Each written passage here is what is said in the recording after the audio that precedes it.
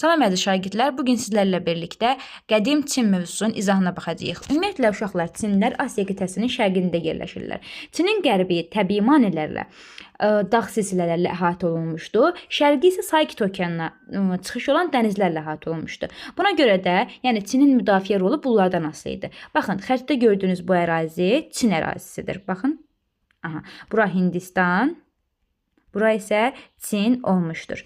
Çinlər əsasən uşaqlar 2 çayı var idi bunlarda. Hansı çaylar var idi? Xuanxe çayı və Yansız çayı. Hətta Xuanxe çayını necə adlandırırdılar? Xuanxe çayını Azan çay, Minbir fəlakət çayı, Çinin bəlası bu cür adlandırırdılar. Zaman keçdi, artıq Çinlər gördü ki, daşqınlar çoxaldığı üçün, özləri üçün, daşqınların qabağını almaq üçün bəndlər tikməyə başladılar və bu bəndlər sayəsində baxın, burada körpülər tikiblər, çayın qabağını almaq üçün başqa bir bənd çəkiblər ki, çay buradan axsın və axış sürəti azalsın. Daha sonra 3-cü, 2-ci minilliklərdə artıq Xuanxe vadisində erkən sivilizasiya meydana gəldi.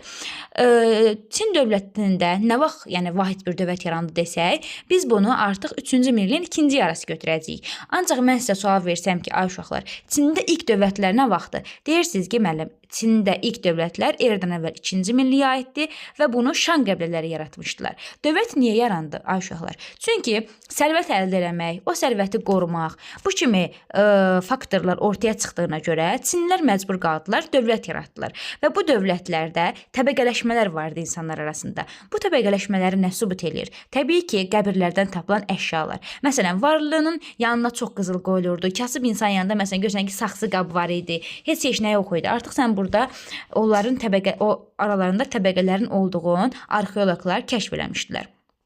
Çində vuruşan padşahlar dövrü nədir? Baxın uşaqlar, Çin yaranandan sonra artıq burada bir çox vilayətlər vardı. Qiao, Yan, Tsi, Wei, Han, Chu, Xin. Bu kimi vilayətlər var idi. Və bu vilayətlər özləri arasında, baxın görürsünüz bu xəritədə gördüyünüz ərazilər.